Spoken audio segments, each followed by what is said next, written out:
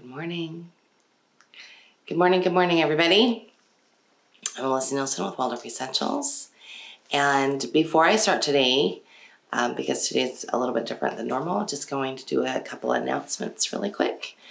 Number one, if you have not started your planning and it's something that you're, you better get busy on, we will have a boot camp that starts July 31st. And so we'll do some Instagram stories about it, and we'll run some Facebook ads to it. And if you're part of Thinking, Feeling, Willing, you'll get information on it and everything. So, and if you're not, then you'll come and join us and we'll help you out there too. But it starts July 31st. So I just wanted to sort of have you keep that in mind. So that it will run July 31st through August 4th, and it's going to kick your butt. At the end, you're going to be like, it would have been so much easier if I had just started in April. Or in May. Anyway, so that is coming up. So I just wanted to tell you that. I also want to remind you that if you are catching us on the replay on YouTube, to get notifications on when we put out a new video, hit the subscribe and the bell notification, and you'll be able to get notifications on that. If you are catching us somewhere else, or if you are listening to us on podcast download, we are now on, I think, just about every podcasting service. You can find us under Waldorf Essentials Agent or Object Podcast. And there are over 130 episodes there, so you can have fun with that. So, okay, I'm going to get to our topic because I know it's a topic that a lot of people were super excited about. So I'm going to say this at the top, and then hopefully if there are people that come on, which I know that usually happens, they'll understand. So today's topic is not geared toward the homeschooler. It's geared toward the people in your life that are not supportive or don't understand. And so go grab that person and bring them here live, because I'd love to hear their questions, their objections, their struggles with you or with, what you've chosen to do. So I'm welcoming that. I'm welcoming anybody who has questions to please jump in and ask them. Today will be fairly detailed, and again, I'm not necessarily talking to the homeschooler, although if you are the homeschooler, you are more than welcome to ask questions. And I'm going to split today up into a couple of different areas. The first area will just be going to talk to, welcome those members of your family. The second area will be discussing homeschooling in general and objections in general homeschooling, and then Waldorf specific objections, and then we're going to close up with great ways for them to support you. So if you have been drugged here by somebody else, or somebody sent you this link and asked you to listen to it, I want to welcome you and thank you for being willing to listen. I want to thank you for being willing to really hear something that is very dear to the person who sent it to you. And I know it's very easy for us to get up in arms about things that we don't agree about. But I think when you take the time to really listen to somebody else and what their desires are and why they're desiring it, then it helps lines of communication. And I do have a ton of notes here today, so you're going to see me looking down often. Don't usually do a lot of notes, but I wanted to make sure I didn't miss anything. I went to our Facebook, one of our online Facebook group, the Ask Melissa and Eric group, and I just asked yesterday, what are the common struggles that you have in getting whether it be dad or your mom or your mother-in-law or Aunt Judy on board with homeschooling, and what are some of the things that you hear and some of the struggles that you're going through. So a lot of these questions came from there. Some of them came from my own life experience. And so I just wanted to sort of lay that foundation and that groundwork. So again, my name's Melissa Nielsen. My husband and I own a company called Waldorf Essentials. We have been Waldorf homeschoolers for a long time. I have 5 children. 3 are adults that have grown. All my children went through Waldorf. We have a child that went to public school in 10th grade. I'm going to talk about him in a little bit. But I want you to know that I have experience in this. I've been around the block. We've run this company for the last 12 years, and we work extensively with homeschoolers every single day, and we homeschool our own children. And so I know what I'm talking about. I understand these struggles. I have also, Eric is my second husband, so we have a blended family situation with our older 3 children, and there were 2 times that I had to testify in court about homeschooling, and both times my knowledge and my extensive ability in what I do won our case. I also testify for others that are going through divorce situations or are being, have somebody legal that they have to report to. I have provided affidavits for those situations. So I'm saying this so that you understand that I am somebody who knows what she's talking about, and it's not coming from a platitude place. It's not coming from an ego space. I just want to sort of be very transparent about what I know and about how I know you can help the person in your life that asked you to watch this video. So I wanted to sort of get that out of the way. I do train, our company trains people, families, people, moms and dads, and sometimes grandma, sometimes also Waldorf school teachers, on how to homeschool with Waldorf. That's what we've been doing. We've been doing that extensively for the last 7 of the years that we've been in business. We have been in business for 12 years. We've been writing homeschool curriculum all that time. Our training program came in about 7 years ago, and we go through the nuts and bolts of how to do this successfully. I also offer accountability for those families that need it.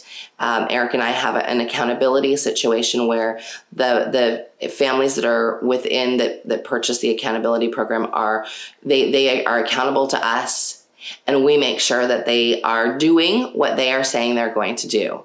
So that's another layer of accountability on top of our Thinking, Feeling, Willing program. So I wanted to tell you that not as a sales pitch, but as a way for you to understand that this is what I do. I train these moms, and I will guarantee you, if they do what I say, they will have success. And if you are behind them and ask them, hey, are you doing what Melissa says? They will have success. We're going to talk about more of that in a bit. But I wanted to sort of give you this idea so that you understand what it is that I do for families and how we support families as a homeschooling family and as a company.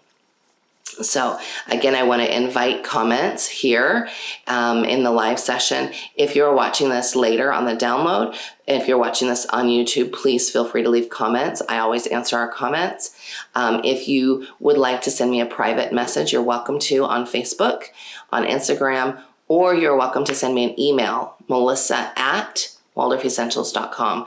I want to make sure that I am available for any family member that has a question. And it can be, as long as it's a genuine question, not like well, they're just going to be weird. Don't send me those questions. We're going to talk about all of that, but I want you to know that you can ask me anything. I'm an open book. You can also, if you have a question you want to address to my husband, who's here, he's just behind the camera, right, dear? Hello. He is, if you're a dad and you've got a man-to-man question that you want to ask, he is always happy to answer it. And you can catch him also. All of our team has access to that melissa@waldorfessentials.com email. Okay. So I wanted to get that out of the way. And again, I want to really thank you and appreciate you for being willing to come and to listen and to sort of maybe understand a little bit what the person that sent you this video is going through and what they're asking, and also maybe a little bit about what they're feeling. I want to acknowledge your love for your children and for your partner that sent this to you, or for your daughter or daughter-in-law. I want to acknowledge that, because I know that anytime we act out of or we say no to something, it's generally rooted in fear or in life experience, and we want to protect those people that are around us. So I want to acknowledge that you have this great love for your children or your grandchildren, whoever sent you this video. So I want to acknowledge that, even if it's your neighbor. I want to acknowledge that. I think often when we act, it's out of concern for somebody else. And so I want to acknowledge that concern and acknowledge that you are valid and you are okay to question. It's just how we go about it that we're going to talk about. So please interrupt me if you have any questions or comments over there. Okay, here we go. We had a comment that I'll just say real quick. Sure. From Katira Payne. It says, "Hi, I'm so great. I'm so thankful for these calls. I can't listen to all now, but we'll catch recording on podcast. I'm Great. Also ready for planning 5-day frenzy. Have a great day." Gonna kick your butt, lady. Okay, so we're gonna start with overall homeschool objections, because there's homeschooling and then there's Waldorf homeschooling, and some people are like, I think we have to get the homeschooling objections out of the way first. So the first one that I hear a lot is children will be socially backward or awkward when they homeschool. Now, I want to tell you, when we go to school, to a brick and mortar school, whether it be public or private, you're socialized by default there. You don't have options. You don't really get an opinion about whether or not you socialize. You don't get an opportunity to pick who you socialize with. And in life, we do get that option.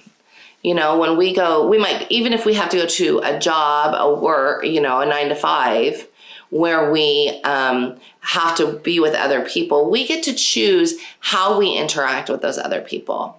With children, it's very different. Children are sort of thrust into a situation. So when they're in a school setting, they don't really have the opportunity to choose how they socially interact. And the side effect of that is you don't get to choose what they bring home from those interactions. So when somebody says to me, "Are you worried about your children being socially awkward?" I don't, and I never have. Like I said, we have 5 children. It is my job, though, to make sure that they do have social interaction and that it's purposeful social interaction. It's my job to make sure that whatever they do or the opportunities that they have, that they are opportunities that as a family, it fits our values, that it's something that we want to have. And I say that and I have people go, "Oh, well, it's people that want to sort of huddle around your children religiously and that's why you homeschool." No.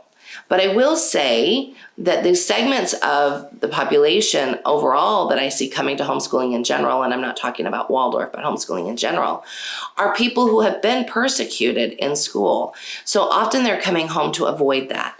That doesn't mean you hide in a closet. That means you have purposeful interaction. So what does purposeful interaction look like? Well, my children have always had, and if you sort of dig in, you'll find there are homeschool classes that happen during the day where there are actually other children there for them to interact with. So there's no social awkwardness. They get to go and they get to learn those social skills. They get to learn it in maybe a little bit more of a controlled environment than what you have experienced or what you would have in a public school or even private school situation. But it is definitely interaction. So it's our job then, and it is any mom that comes to me and says, "I want to homeschool, these are my worries," these are the things that I say. What things are you doing during the week? So you want to make sure that you do have social interaction. You have to be more deliberate about it. And when we are sort of thinking about living in a deliberate way, homeschooling is a really good way to do that. You have to be deliberate about what you're doing. So our children have always had some sort of homeschool co-op, and a co-op is where parents come together, homeschooling parents come together, and they provide classes or interaction for their children.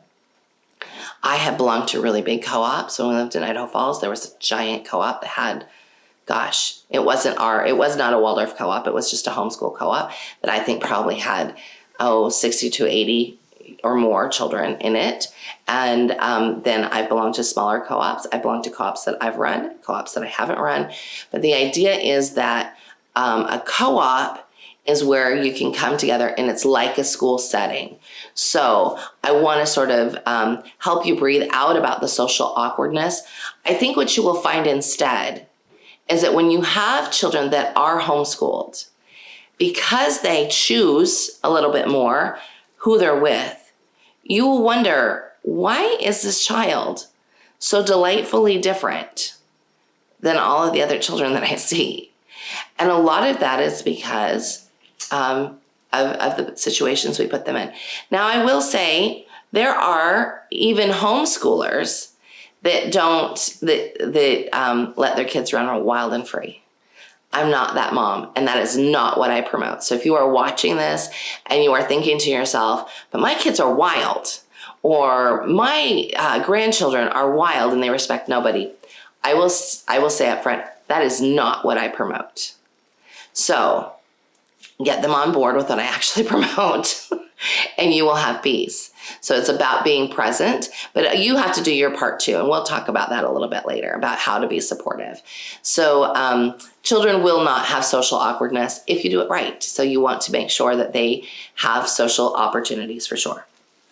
Okay, this one is good. I hear this one a lot. Mom won't have the time that she needs to run the household, which comes from a fear place of, oh no, if she's with the kids all day, the house is going to be destroyed and I'm going to come home at night and she's not going to have anything left for me.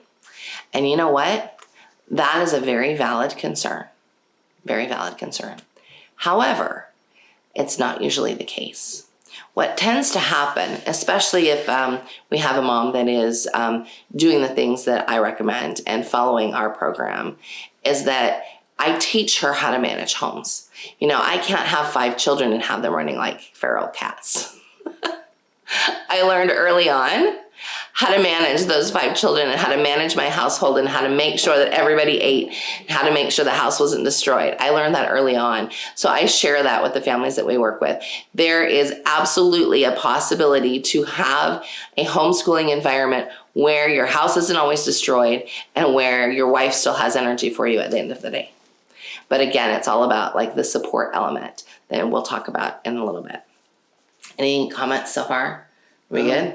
All right. And then Cole Schwartz says, good morning. I'm so excited to be participating today. Thank you. Absolutely. Okay, so another one that I get just about overall homeschooling objections is, how do you measure your child's progress when you don't test them regularly? That is such a valid concern, because I think on the outside it just looks like it's rainbows and daisies all the time and that we just have fun at Disneyland, which we do have fun at Disneyland. But I'm going to tell you, and I don't know, I know that there are homeschooling programs that test regularly, but I teach parents how to evaluate their children on a regular basis. So I do believe evaluation has immense importance.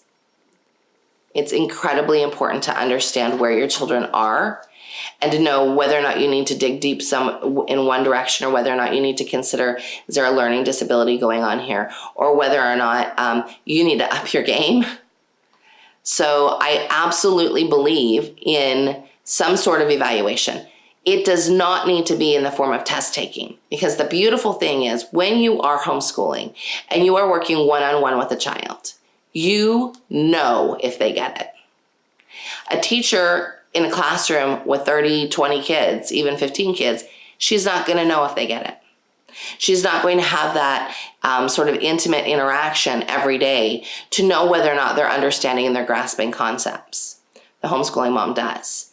And if she does proper evaluations throughout the year, then she knows like where they started, sort of what the benchmark is, where they need to go, or the baseline, like, and where you're going from here. So when somebody comes to homeschooling, they've been in public school setting, or they come to work with me and they've done homeschooling in other ways, the very first thing we do is sort of this baseline. I say, talk to me about where your child has been.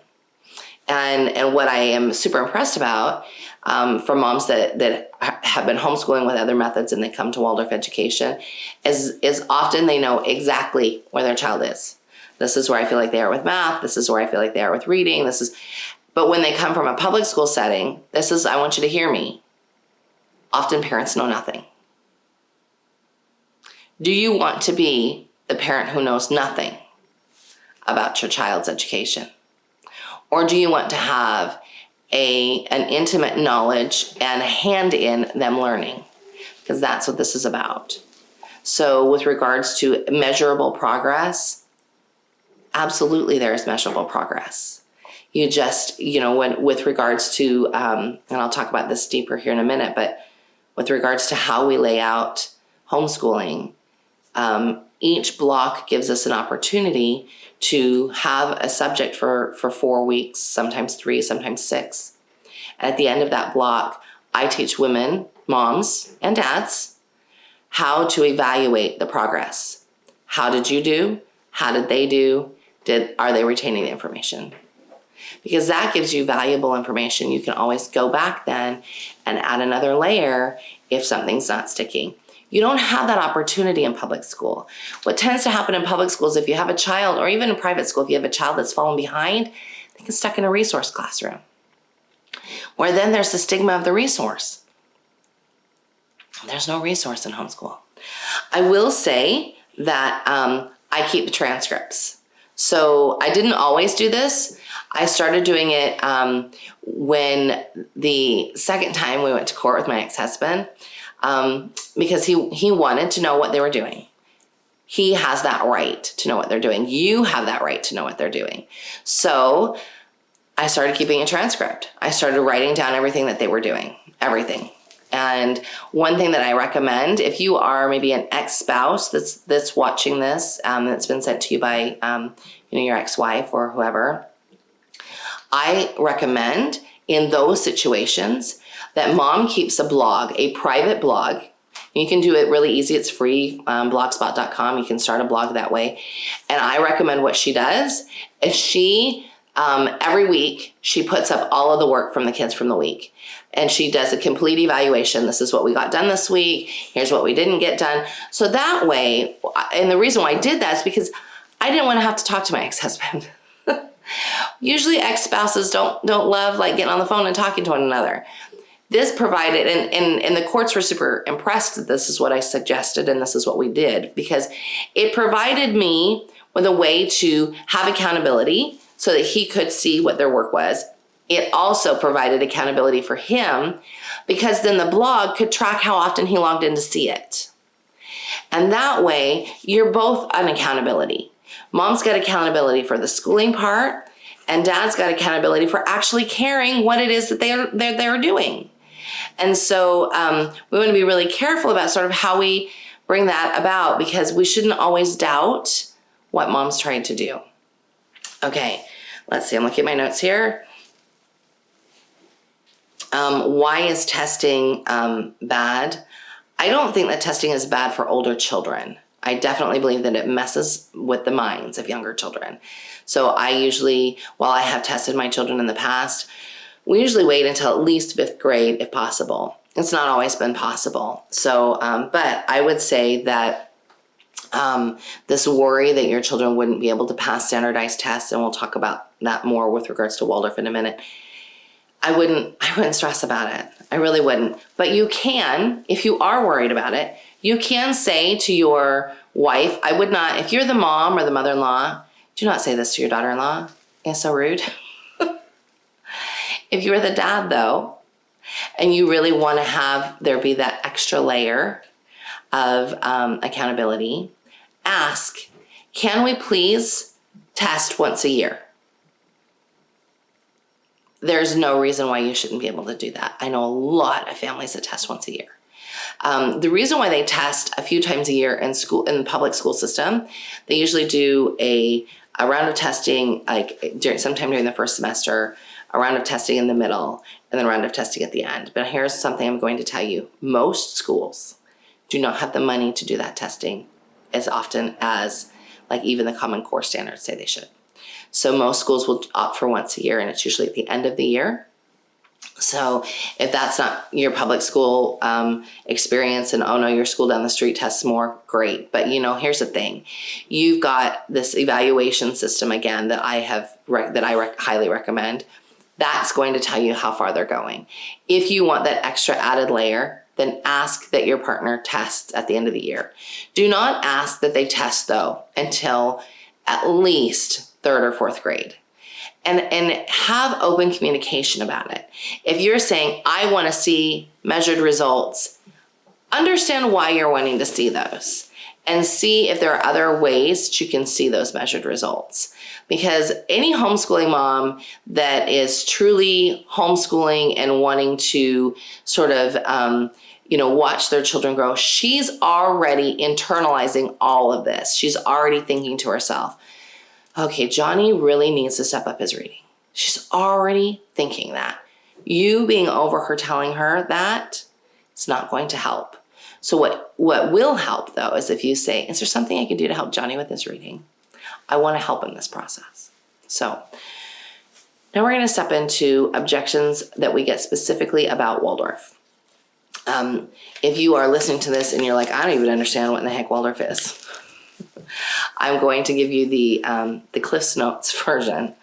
Waldorf is a method of education that brings age-appropriate material at the right time.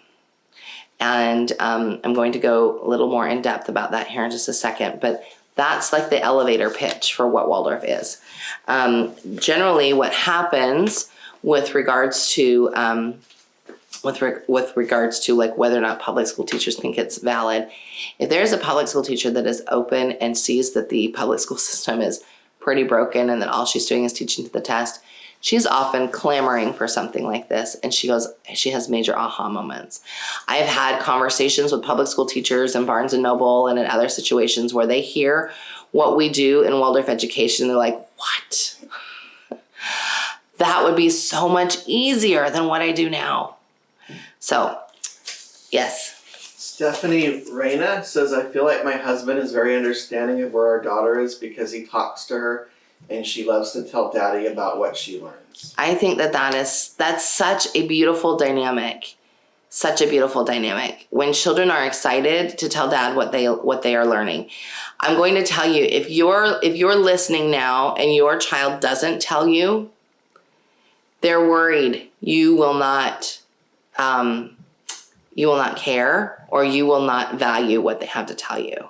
And ouch, I know that stings. And you might be like, okay, lady, I'm done listening to this video. But that's the truth. Children, when they're comfortable and they're excited and they know that you're supportive, they will come to you and they will tell you everything. Everything. It's all about their comfort, their level of comfort. Okay, so the first objection I get with Waldorf is soft or slow on academics. So that's a bunch of hogwash, especially in the homeschooling setting. Now, I do things a little bit differently than other Waldorf curriculum. I will just say that up front. And a lot of that comes from my experience where I've been, being around the court system and having to sort of make sure that what I was doing actually, fit the Waldorf curriculum and fit what was needed by the courts for our situation. So a lot of what I teach comes from this vast amount of experience that I've had. So in grade 1, I want to talk about this really quickly. This is where people often get hung up. I don't personally believe that Waldorf is slow for academics. I do believe, yes, we wait until 7 or nearly 7 to introduce grade 1 and to start talking deeply about reading and all of those things. That's not late. What we have is a whole bunch of people in society who think that we should be learning at 3. And here's what I want to tell you. At 3, they are not ready. They're just not ready. That's why if you've been, I have moms that send me a message every now and again. They go, my husband said I could homeschool, which is like the crappiest sentence ever, because it's no like my husband said I could. This should be a conversation you'll have together. But my husband said I could homeschool if I could teach my 4-year-old how to read. So here's what I want you to know about reading. And I want you to think back on your own reading experience. And then I want you to realize that your own reading experience was only one experience out of an infinite number of possibilities of learning to read.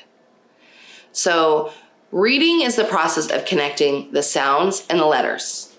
The letters are very sort of archaic to a child. They don't mean anything. They mean nothing. That's why when a young child is just writing and doodling, they'll write numbers and letters at the same time. They don't understand the difference between numbers and letters until you start introducing that to them. So this whole dance that we do with reading is this combination of understanding the phonetic laws, the phonics, and memorization. If you teach a child to read before then, generally, not always, generally they're just memorizing. And that sets them up for struggles later. So the reason why we bring the alphabet the way we do in Waldorf is because we want the child to have a relationship with every letter and a deep understanding of every letter and the sound that it makes. And so in doing that, we see reading in them in a much different way and a much more real, succinct, almost spiritual way, in that it's their whole body that's involved in it. So what I generally see is that when we have children that are on this Waldorf path, by the time they've introduced all the consonants and they're ready to introduce that first vowel, because that's the other thing that people say, oh, Waldorf is weird, you don't do all the letters in order. Nope, we don't. We just don't. We do the vowels last. The reason being, the first day that you've introduced the short vowel after all the other letters are introduced, that first day that child can read.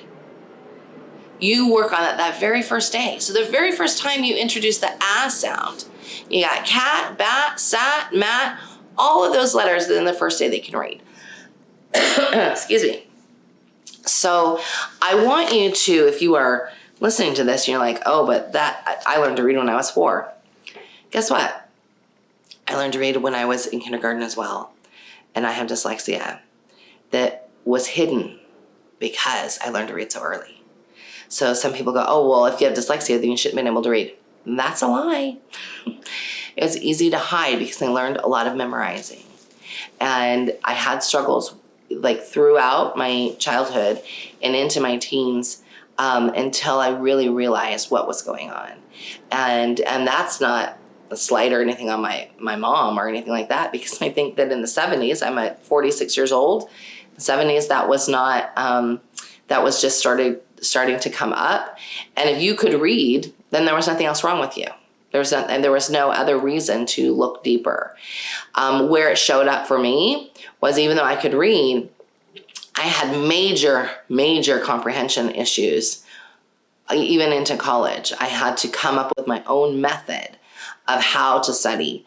And it wasn't just, oh, read and write notes. No, I had to read, review, listen to some audio, watch some documentary, then write notes, then read again. So there was a whole other process that had to go into play. And the fact that I was reading early meant that that any struggles like that were not seen.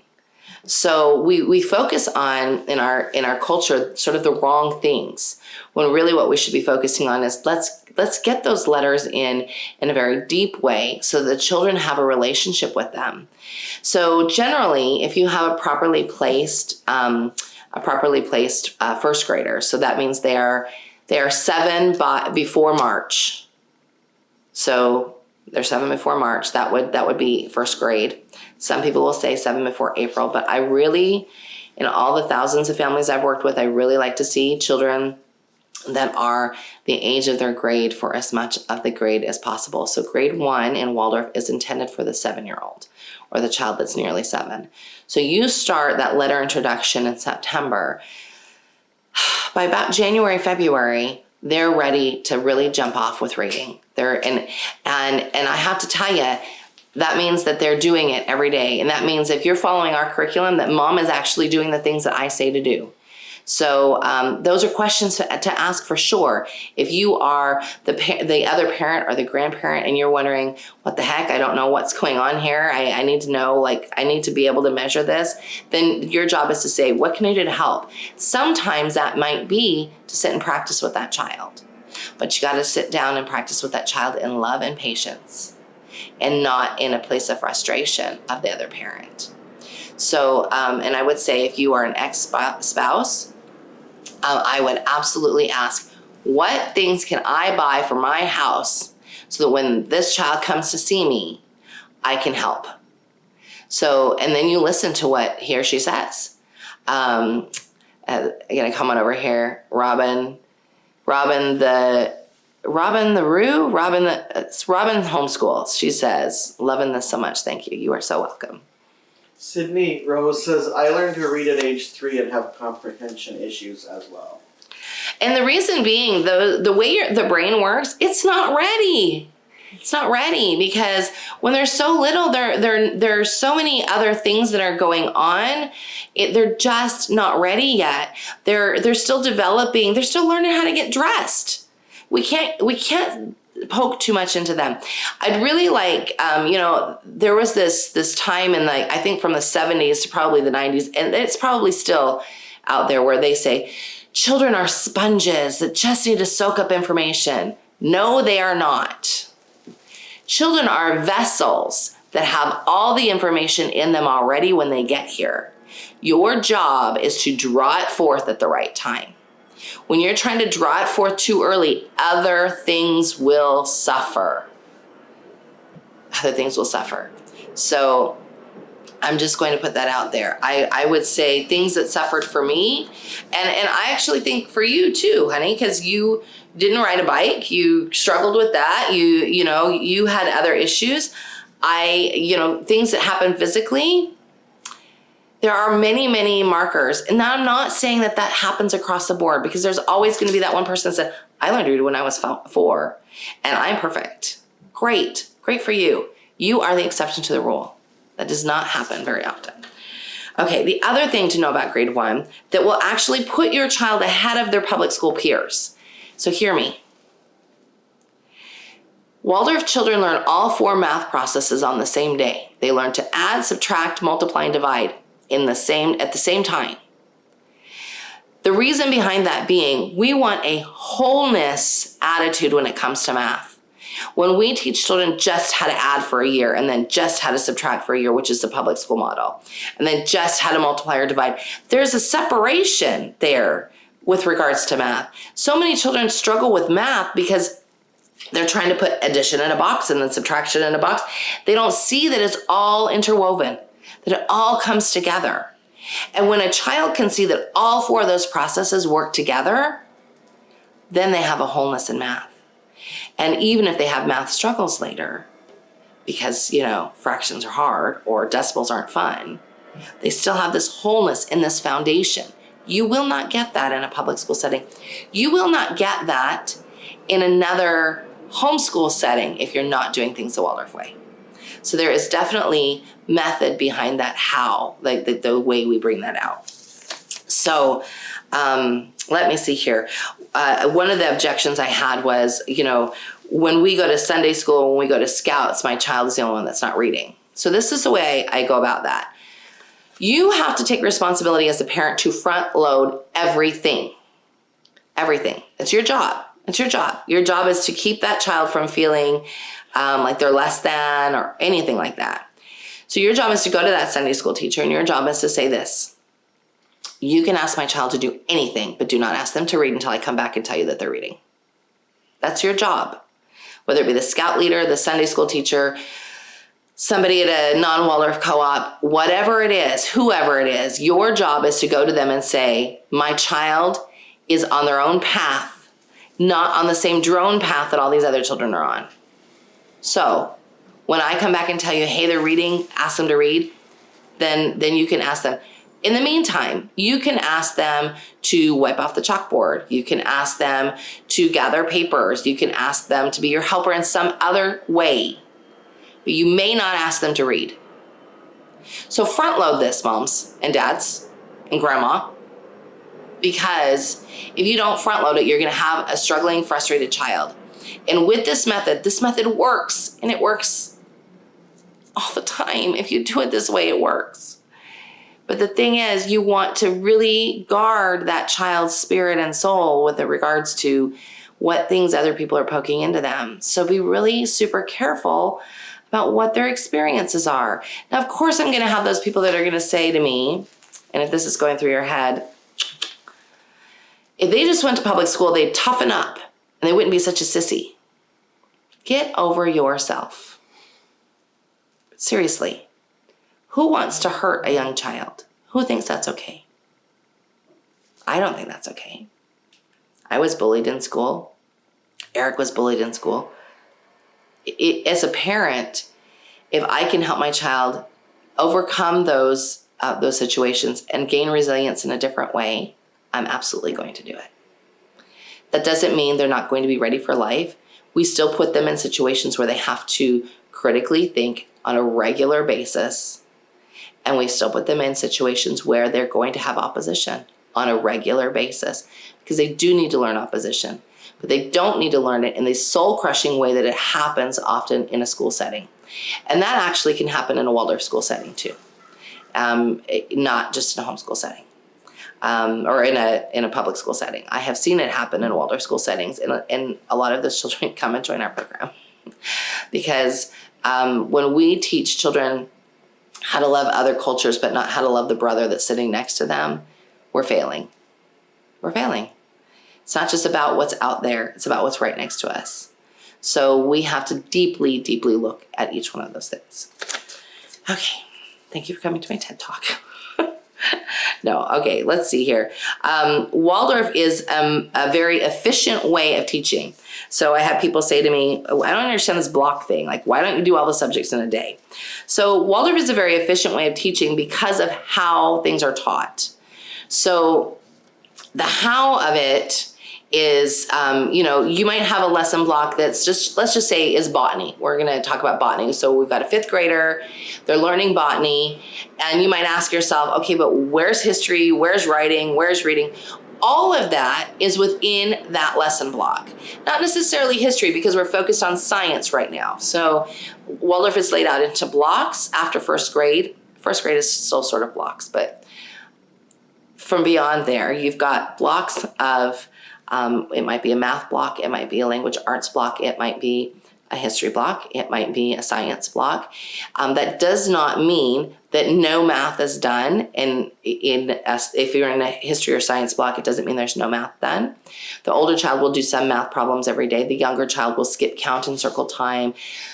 They'll be practicing their times tables, they'll be working on all of that. So those things are happening orally. They're not happening on paper. Who the heck invented worksheets? The only way that worksheets are efficient, hear me, is if you have a classroom full of 20 kids and you don't know where your children are and you're trying to create busy work. That's all worksheets are. It's busy work. So when you have an intimate setting where you know your student, you can dismiss that. So what we've got here is maybe, like, again, a botany block. So within that botany block, they're learning the science part about botany for usually 4 weeks or so, very dialed in. They're also doing reading about the subject, so you're getting the reading piece in. They're doing regular weekly writing and drawing, so they're getting an art lesson from mom. That's why she's been drawing with coloring with block crayons and painting like crazy, so that she can be ahead of your kids. So they're getting an art lesson. They're getting a writing lesson. What I find is that children that actually follow our recommendations for writing with Waldorf are incredibly strong writers. But that means mom has to make them do it, for sure. So you get all of those things within one lesson block. The traditional way of schooling would be, we're going to have an English lesson, and we're going to have a math lesson, and then we're going to have a language arts lesson, and then we're going to have... Waldorf is very efficient in that it brings you all of those things. There's no separate English teacher in the Waldorf school generally, not in the lower grades at least. In the upper grades, when they're starting to write more papers, sometimes there's somebody that comes in, but it's very efficient. There's no extra teachers. You are doing all of those things in one lesson block. So hopefully that answers that question. I do want to talk about this worry about moving your children to public school. So,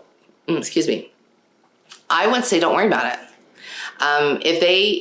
If you, for some crazy reason, have to send your child before they're reading that can generally be fixed in not too much time.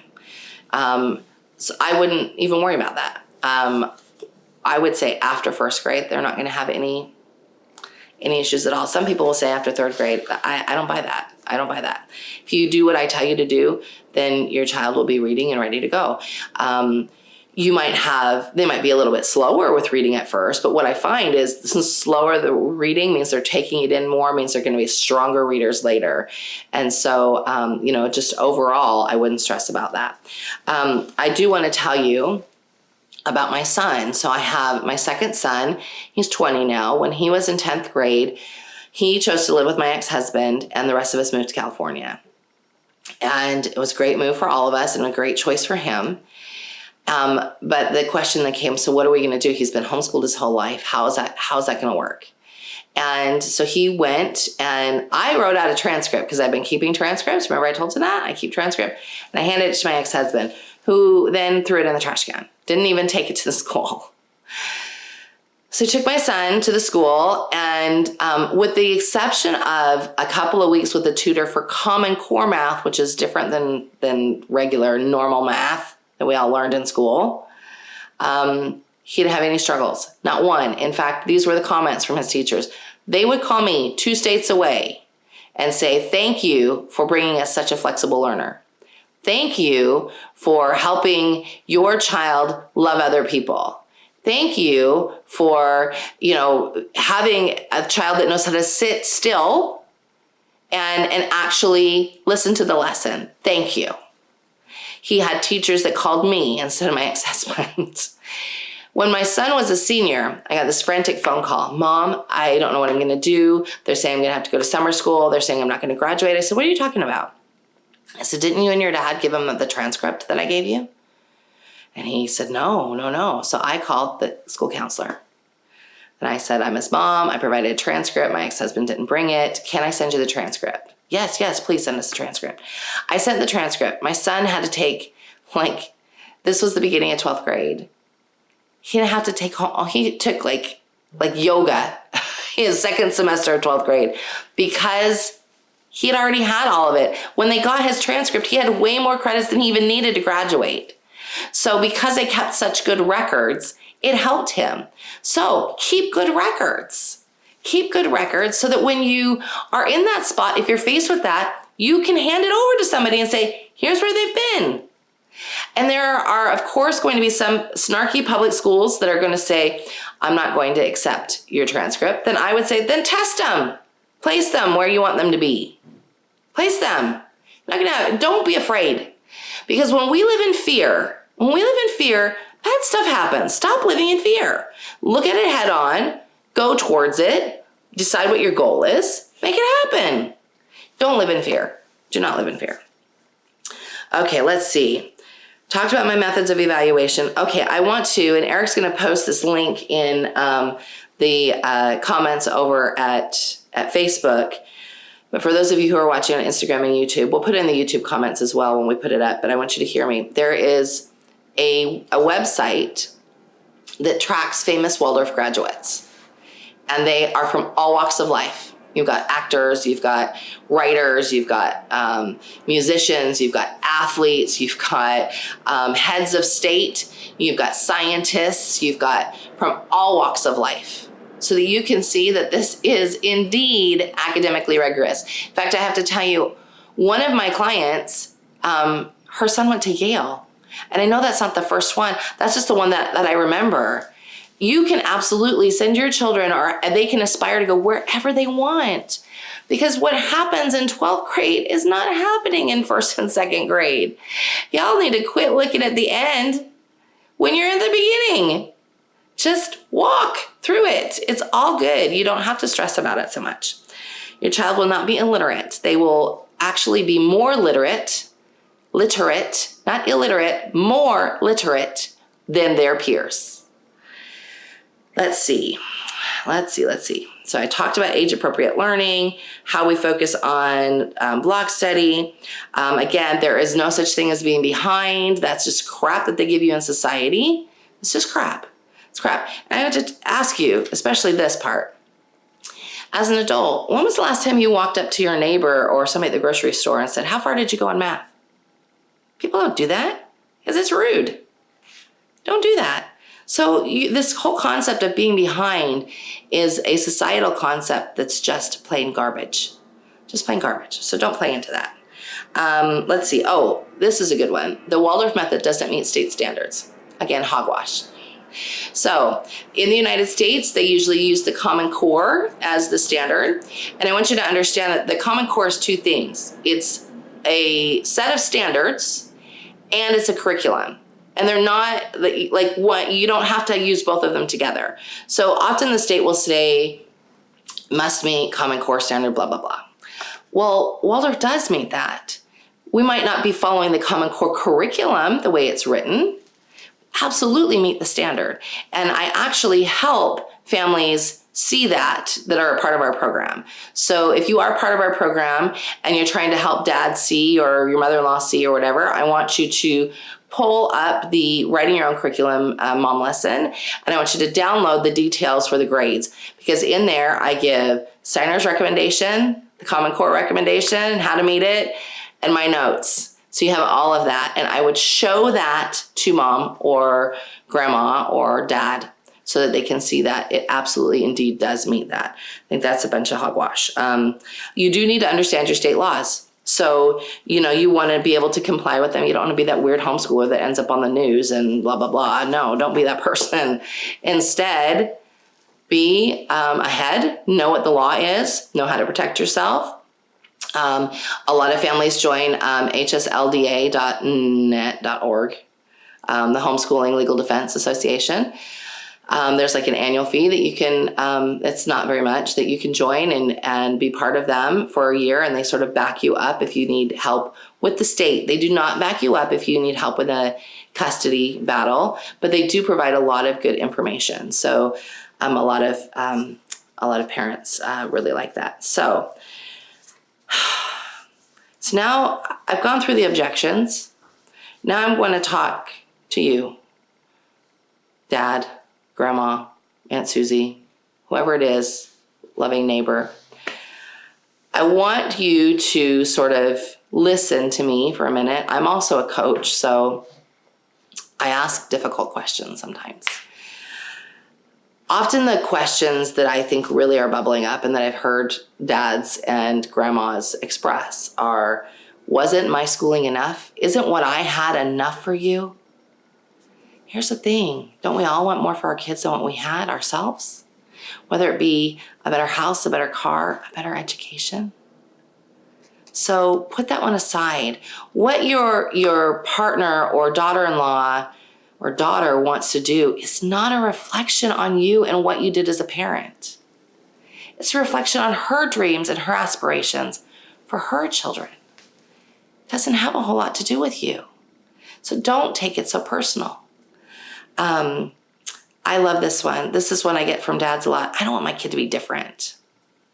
So you want your kid to be a sheep? That's my question. You want them to be a sheep that's just exactly like everybody else, that there's no difference in them at all? Because that's pretty boring. We have enough sheep in our culture. Enough sheep. Not just this method, but homeschooling in general, produces children that aren't sheep. Produces children that can think flexibly and can think for themselves, and who aren't always waiting for somebody to tell them what to do in order to do it. So I want you to really think about this. I don't want my children to be different. Instead, think, gosh, my kid's different, and that's pretty awesome. So whether it be, you've got a child with special needs, or you've got a child that that this homeschool route is just different from what you know, don't push it away just because it's different. Ask yourself, why am I so bothered by being different? Why am I so bothered by that? Why do I have a need to be exactly like everybody else? Because that's the bigger question. That's the bigger question. Okay, let's see. So now I'm going to get into how you can support your homeschooler. Be open. Be open and be willing to learn. Ask questions. One of the struggles that I used to have with my ex-husband was he'd be like, oh, you've got this. Well, then I had it. But when it came time for him to have his own testimony of it, he didn't, because he didn't take the time to learn. So hence fighting in court twice. Be willing to take the kids so that she can plan. Because hear me, teachers plan. So do not give her a reason to have to beg you for time alone to plan. She cannot plan when she has a house full of children. Think about it. Think about all the teachers that you loved in school. They took time to plan. You need to give your wife, your daughter-in-law the opportunity to not have children around and to plan their lessons so that she can be ready to teach school. So that's a huge one. It's a huge one. So really your question after you get done with this video should be, how can I help you? In fact, I always tell my husband, and I sort of talk about this all the time, the sexiest thing a husband can say to a wife is, how can I help? Not, why aren't you doing it this way? Or if you did it this way, it would be so much easier. The sexiest thing he can say is, how can I help?